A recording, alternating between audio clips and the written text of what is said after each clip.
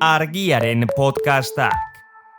Laborantza ekologikoa 20. mendean, Bigarren Gerra Mundialean sortutako termino bat da, hain justu ere laborantza industriala eta kimikoen erabilera areagotzen ari zen garaian, natura errespetatzen duen eredua babestu asmoz sortua. Ekoizpen eredu ekologikoaren bidez bermatu nahi da lurren emankortasuna, bioaniztasuna, animalien ongizatea eta elikadura osasuntsua. Hori guztia jakina bai kimikoen eta baita antibiotikoen erabilera sistematikoari uko eginda. Zenbait muga biofisiko gainditu ditugun honetan gainera, ez da kapritxo kontua ala jardutea, eta Europak berak ere baditu zenbait politikan norabide honetan hartuak. Esaterako, itun berlearena. Itun berleak dio 2030erako nekazaldurren 25% ekologikoan jardun beharko dela. Eta baldakizu EAen 100 zenbatean gabiltzan? Bada, 9%. Espainiak berak baino 100 kaskarragoarekin. Ekologikoaren prezioaz eta denon eskura egoteaz ere hitz egingo dugu, eta baita ekologikoa ekoizpen eredu batez harago ulertzeaz ere. Eta horretarako Judit Gartzia gonbidatu dugu, Enekeko kidea. Hauxe izango da, gaurko Egonarria saioa. Egonarria, lurrari entzuten dion saioa.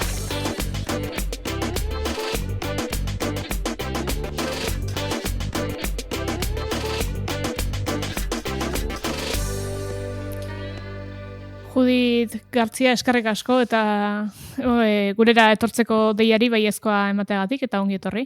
Eskerrik asko zuei. Dira, nekazaritza eta elikadura ekologikoaren gainean arituko gara, baina lehendabizi kontestu pixka bat jartze aldera edo, zeri deitzen zaio laborantza ekologikoa. Izan daiteke, askotan entzuten den kontu bat da, baina gero zenbateraino nahasten dute den betiko laborantzarekin, edo zenbateraino kontra jartzen den betiko baserriaren ereduarekin, eta ekologikoa bera, hain berria den, zarragoa den, nondi datorren, pixkat kontestua jartze aldera zer da laborantza ekologikoa. Laborantza ekologikoa nazioartean 20. mendearen erdialdean nola sortu zen, eta sortu zen Bigarren Mundu Gerra eta gero, hain zuzen ere, ordune nekazaritzan hasi zalako beste eredu industrial baten bultzada orokorra, produktibitatea areagotzeko eta oinarrituta kimikoen erabileran, ez? Bai ongarri kimikoak, bai erragadiatzea, bai fitosanitarioak, pestizidak, herbizidak eta bar. Eta hazi produktiboak, hibridoak eta hori dena, eta horren aurrean, nola baite ordura arte naturarekin bat zetozen praktiken praktika horiek babesteko asmoz, sortu zen nekazaritza ekologikoa. Orduan berez nekazaritza ekologikoaren helburua da, lurra zainduz, elikagai osasuntsuak ekoiztea, ez? Eta orduan oinarrian dago lurraren zaintza, bere emankortasuna areagotzea, bioanistasunaren zaintza ere bai, eta areagotzea, baliabide naturalak ere egoki kudeatzea, naturaren zikloak ere jarraitzea, eta horretarako erabiltzen dira praktika egoki batzuk, ez? Nolabait garai tradizionalki tokian tokiko erabili izan diren nekazaritza herrikoi horietan erabili izan diren praktikak. Horiek denak bildu eta horrekin nolabait bilduma bat eginda, esateko zer egin daiteken eta zer ezin daiteken egin, adibidez produktu kimikoren erabilera eta ongarri kimikoren erabilera ez da onartzen, eta hori da nekazaritza ekologikoa. Beraz da, nekazaritza tradizionala, baino gaur egunaino ekarrita, ez? Bai, agian, garai batean 20. mende inguru horretan, behar bat sortzen delako espezifikatzeko edo bereizteko momentu horretan gaur egunera arte konbentzional bihurtu den horretatik, ez? Eta kimikoen erabilera horretatik bereizi behar den hori zehazteko. Bai. Badituzu zenbait lan lerro zehaztuta, eneken, eta horietako bat, jakin dugunez, bada, Aralarreko larreak, edo Aralarman komunitatea osatzen duten 4 herrik, Amezketak, Ataunek, Zaldibiak eta Urduñak, haien mendilurrak ekologikora, nekazaldeko ekologikorako ekoizpen gisa ziurtatu dituztela. Zer da prozesu hori, zer esan nahi du? Bueno, berez ez da, mankomunitateko lurrak ez dira 4 udalerri hauen herri lurrak, ez? Eta udalerri hauek, 3 horietatik 3 mankomunitatearen barrun daude, baina udalerri hauek erabaki dute beraien herri lurrak nekazaritza ekologikoen erroldan alta ematea eta ekitea ekologikoan zertifikatzeko prozesuari, ez? Eta honek zer esan nahi du? Honek esan nahi du hemendik aurrera herrilur hoien gestioa izan beharko da nekazaritza ekologikoak markatzen duen araberakoa, ez? Hau da, ezingo dira produktu kimikorik erabili, ez fitosanitariorik eta ez ongarri kimikorik, lurraren emankortasuna zainduko dela, ez? Bioanistasuna ere bai,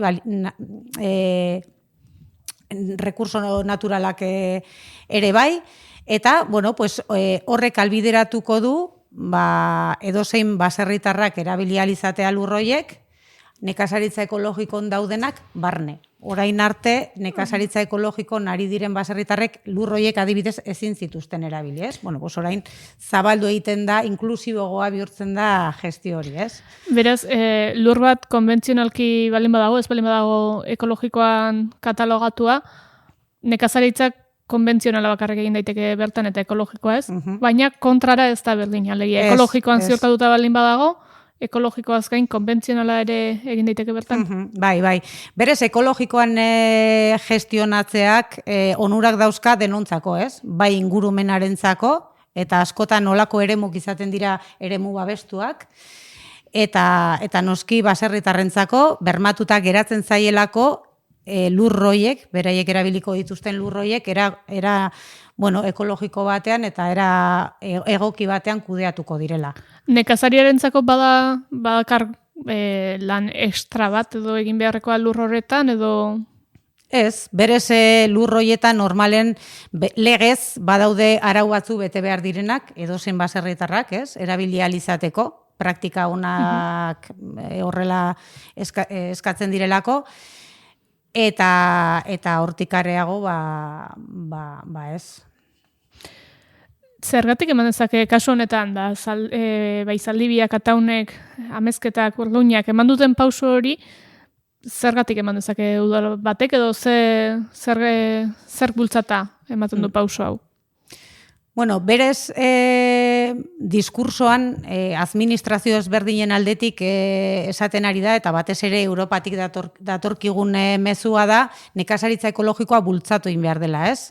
Ez dakit, muga planetarioak gainditzen ari garen hontan eta osasunari dagokionez, ikusten dugu gero eta arazo gehiago dauzkagula gure osasunean datozkidanak besteak beste elikaduratik, ez? Eta antibiotikoen erabilera sistematikoa, edo produktu kimikoen erabilera sistematikoa, eta barrez, eta orduan ze importantea den urratsak egitea nekazaritza ekologikoruntz, ez?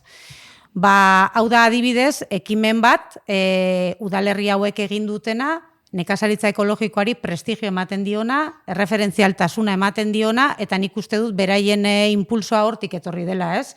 Demostratzeko, administrazioa dela lehenengoa, nekazaritzaren aldeko apustu egiten duna. Izan daitezke aurrekari gisa beste udalerri batzuk animatzeko modukoak egingarria da, edo Aralar inguruan daukate arrestasun bereziren bat? Ez, edozein udalerrik egin beharko luke, plangintza bat eta diagnostiko bat bere herri lurrein inguruan, eta noski gero behin eskatzen dunen zertifikazio prozesuari alta ematea, gestioa izan beharko litzateke koherente horrekin. Inor animatuta lehen badabil, uste dut 2025an iaz, ateratzen dutela gida bat, ez? Konbertsio hau emateko laguntza gisa edo balio dezakena. Bai.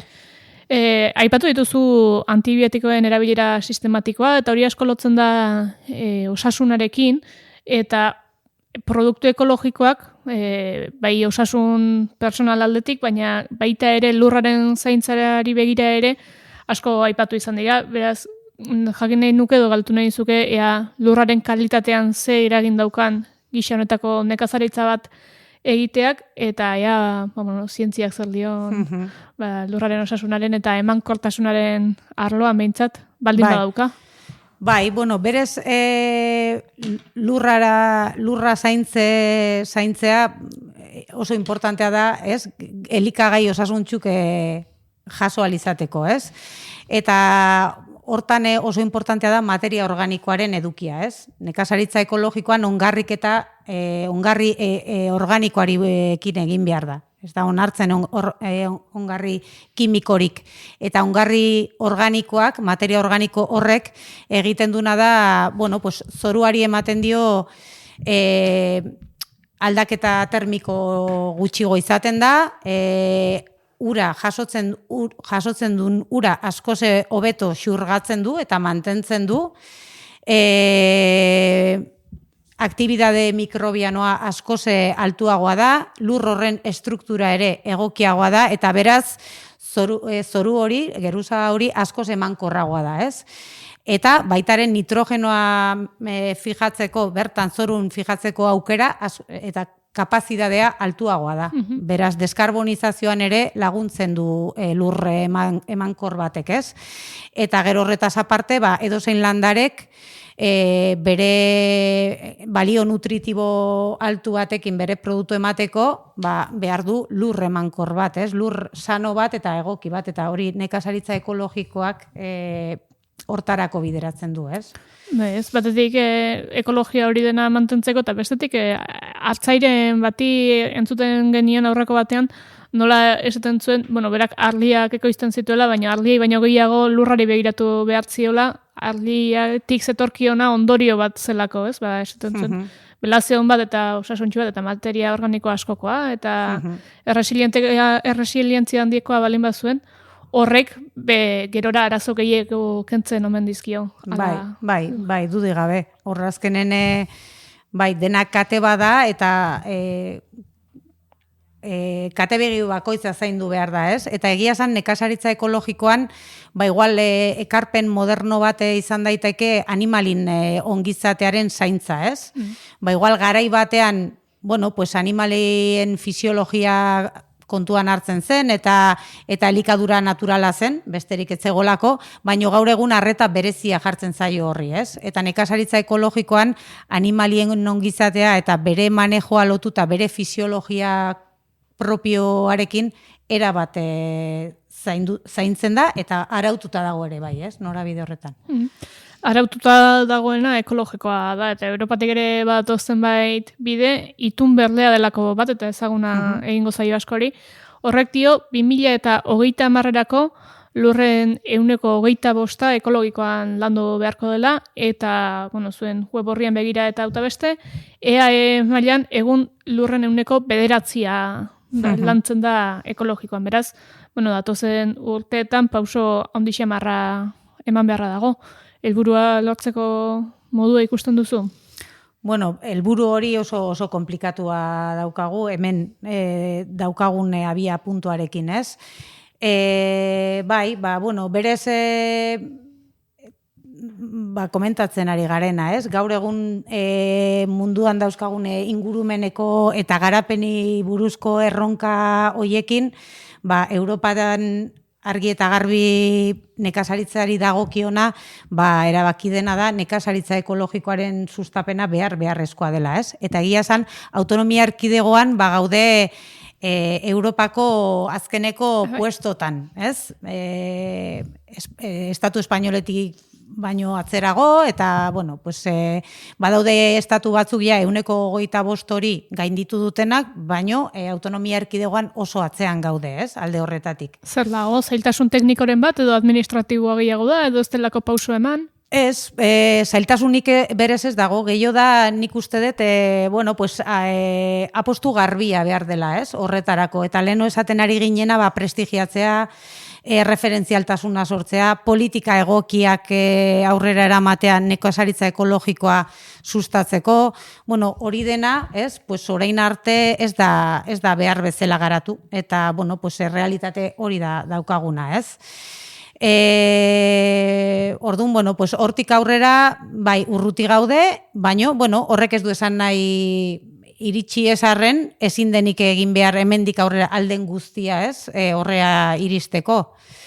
Eta, bueno, denon lana da, nolabait, bai produktoren aldetik, bai administrazioaren aldetik eta bai kontsumitzailearen aldetik, baino badago zer landu. Gero, helburuak jartzen direnean eta hain zehatz, zenbaki eta guzti jarretakoan sortzen da arrisku bat edo kezka bat, diozuna izan daiteke norabide bat, alegia 25% iritsi ez, baina norabide hori hartzea bada nahikoa izan daiteke eta aurrera begira lantzen seiko bada, baina beste alderdi bat izan daiteke 25% hori ziurtatzeko egin behar dena egitea, eta horrek ez ote duen neurriak malgutzea, edo ate bat zabaltzea ekologikoan zilegua jartzeagatik eta ziurtatzeagatik, baina berez arlo politikotik edo ideologikotik hain ekologikoa izan gabe, ikusten diozu horren arriskurik, edo...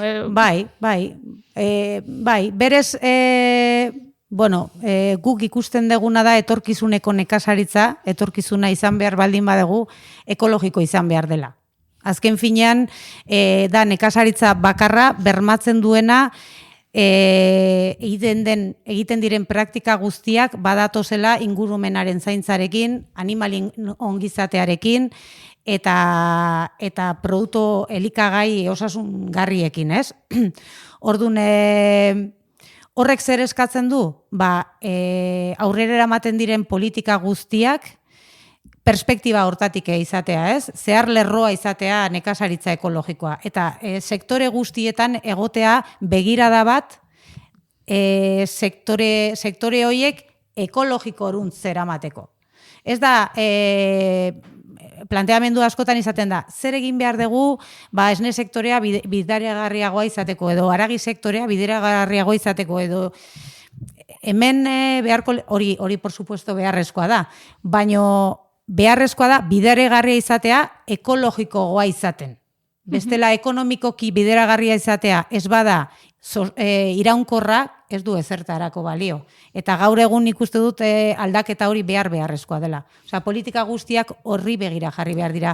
Baitare erreleboa ere, bai. Datozen gazte guztik, izan beharko luketen nahiko informazioa ikusteko etorkizuneko nekazaritza ekologiko izan behar baldin bada, zenolako informazioa behar dute, zenolako praktika behar diren, zenolako pausok eman behar diren, eta hori dena falta da, ez? Eta esaten ari zinen, igual, 25ko zenbaki horrekin, ez? Bai, arrisku hori badago, hortan zentratzea, ez? Hainbat hektarea ekologikon alta eman, eta kitxo, ez? Eta benetan behar deguna da, ehun produktibo hori, ez? Baserritar kopuru hori areagotzea ekologikoan. Eta horrek ekarriko du, azalera ere areagotzea, ez? Baino, ehun hori da pixka bat indartu behar duguna. Gero interesgarria egiten zitzaidan, aipatzen duzunean nola jasangarria izan behar horretan, dozein sektoretan ere, eta ez zehazki lurrari lotutakoan bakarrik, ekonomikoan ere izan daiteke, ez balin bada denboran jasangarria, orduan mehatzaritza bat egiten ari zara, eta momentuan izan daiteke bideragarria, baina beste nun baitetik kentzen ari zarelako, eta etorkizunean izango ez duzulako, ez? Bueno, hori dena esan da, eta badirudi, eta etorkizuna izango balin badugu, ekologikoa izango omen da, baina hori zuk diozu, aleia, kanpoan entzuten den asko bada, zailtasuna dela ekologikora pasatzeko, edo naiz eta praktika konbentzionalak zehazki jarraitu ez, eta alik eta nekazaritza iraunkorrena egin, ez direla ekologikora pasatzen, edo zigilu ekologikoaren barruan mugitzen. Ze arrazoi egon daitezke, ez pauso hori ez egiteko, edo kontrapixka bat egiteko eskatuko dizut. Bueno, egia esan sektore gehienetan gaur egun hegemoniko bihurtu dena edo ezarri dena ekoizpen industriala da, eta ekoizpen industrial hori gainera ez nola nahikoa. Oinarritzen da askotan, kanpoko lehengaietan, abeltzantza adibidez, ez dakit, kanpotik ekarritako, oso urrutitik ekarritako lehengai transgenikotan, edo industrialetan, beste sektore batzutan kimikoetan, osea, kimikoen erabileretan eta barrez. Eta orduan ekoizpen industrial hori oso urruti dago nekazaritza ekologikotik. Oso urruti. Eta askotan ez gea kontziente, ez? Lehen esan deguna, ez? Antibiotikoen erabilera sistematiko eta bar. Eta orduan horren alternatiba da ekoizpen ekologikoa. Orduan hemen bermatuta eta dago sektore guztitan ekoizpen ekologikoa egin aldegula, ez? Asko gara ekologikoan alta emanda gaudenak eta sektore guztitan gaude. Orduan, baten batek igual arazoren bat izan aldu, leikena da, baino araudi ekologikoak eskatzen dizuna minimotako araudi bada, eta hori errespetatu behar dezu. Eta zer da hori? Produktu kimikorik ezin derela erabili, noski erabiltzen badezu ezin dezu ekologikoan alta eman. Animalin fisiologia errespetatu behar dela eta larrera atera behar dira, larrea eskaini behar zaie animaliei, alden guztitan, hori egiten ez bada ezin dezu zertifikatua izan ekologikoan. Bere muga badauzka, baino dira mugak lotuta ingurumenaren zaintzarekin, eta praktika onuragarriekin. Orduan, bere burua bertan ikusten ez duna zerbaitengatik izango da. Proaktiboki jarriko gara pixka bat. Badago sektorerik horrela ikusten diozuna ekologikora pasatzeko potentziala izan dezakeena, edo batzuk aldaketa gehiago egin beharko dituztenak besteak baino, eta esan duzuna bitu sektore hau agian ekologikora bihurtzeko, badauzka zenbait aldeko haize ere. Berez, bertako bariedadekin eta bertako arrazekin lan egiten dituzten sektorek oso egokiak dira ekologiko nazteko. Azken finean, arraza horiek eta bariedade horiek egokituta daude gure lurren ezaugarrietan azteko, ez? Eta ekologiko eredua oso egokia da, eta hor egon leike hartzantza bera, ez? Izan ere, Idiazabalgo denominazioarekin batera gida bat aterazun enekek, edo aterazun Idiazabal denominazioak eneken laguntzarekin, ikusteko nun egon leizken zailtasunak, ez? Hartzaiak ekologikora pasatzeko. Hor denetarik dago, ez? Egongo da jende bat ekoizpen ekologikotik oso urruti dagona, eta urruti dago, eta orduan zailago dauka gerturatzea, eta beste jende bat, bere manejogatik gertu mantendu dana ekologikotik, eta oso errez pasako litzateke ekologikora, edo sagardo gintzan ere bai, ez? Euskal Sagardo denominaziotik ere, etorri da lankidetza bat, ikusten dalako, jatorrizko izendapenentzako, ekologikoaren bermea oso importantea dela, ze horregia bermatzen du bertakotasun hori, ez? Arraz aldetik, geografia aldetik eta bar, badagoela eredu produktibo bat koherentzian doana hori denarekin. Aipatu dituzu, indarrak batzeak eta auta beste, eta badago proiektu bat izan duzue martxan, EH kolektiboarekin batera, laborantza ekologikoa eta agroekologikoa lantzeko asmoz. Horiek ere badira bi kontzeptu agian nasgarriak zaizkigunak batzuetan, ekologikoa eta agroekologikoa. Bi gauza desberdin dira, zertan dira berdinak, zertan desberdinak? Osagarriak izan daitezke, ez, baino diferenteak dira, ez. Nekazaritza ekologikoarekin eta bere zigiluarekin, Eurosto horrekin, begirada jartzen zaio produzioari, ez? Ekoizpenari. Eta hori araututa dago, eta horren atzean esan deguna daude helburu konkretu batzuk, ez? Eta dira, naturarekin bat egitea, ingurumena zaintzea, animalin ongizatea bermatzea, elikagai osasungarriak sortzea, eta bar, ez? Baino, zigilu horrek ez digu ezer esaten, nola ontziratu behar diren produktu horiek, ze dimensio izan behar duen produktu hori produzitzen duen baserria edo ustiategiak, edo ze salmenta eredu lehenestu behar dugun, ez? Edo bertan lanen ari diren pertsona horiek zela maldintzatan egon behar duten, ez? Horretaz ez du ezer esaten zigiluak. Zigiluak bakarrik hitz egiten digu produziotaz.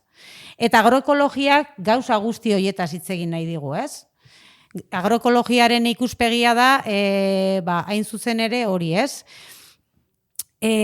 Zenolako eredua behar dugu, elikagai osasungarriak ekoizteko, denon eskubideak bermatuz, eta berdina eta eskaintza zabala, ez? Unibertsala egitea denontzat, ez?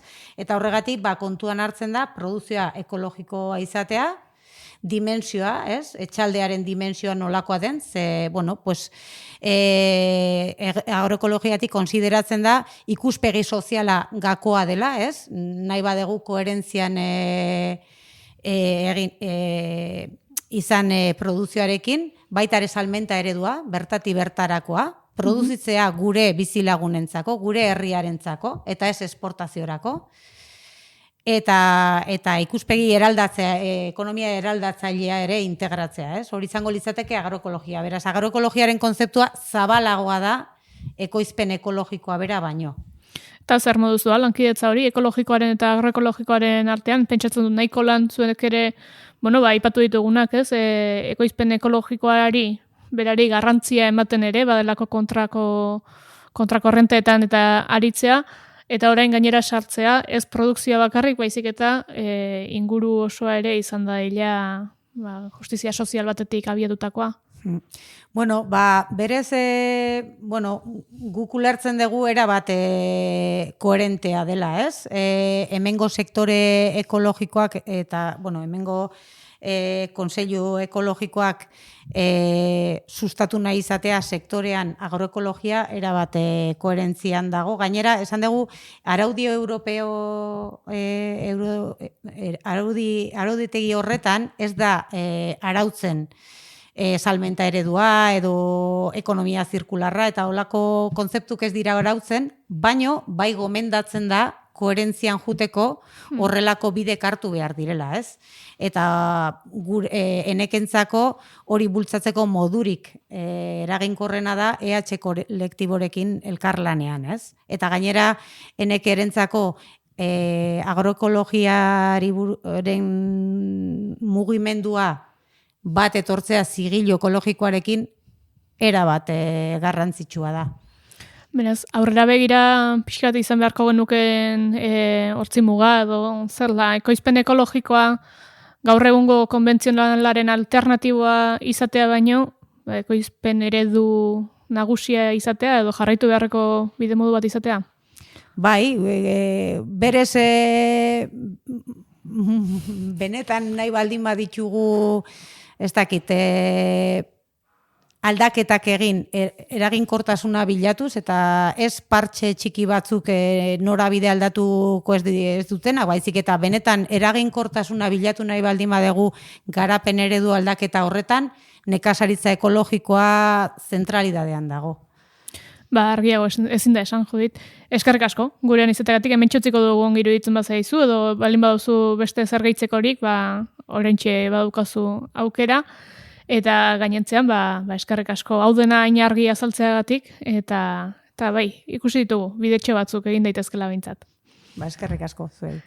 Eta entzule zueire eskerrik asko, gurean izateagatik, badakizue gaurko saioa ere, gainerako guztiak bezala, bizibaratzea.eus eta argia.eus atarietan izango duzula ikusgai, eta gaurkoa onaino, horrengo baten ere, hementxe elkartuko gara. Ongi izan.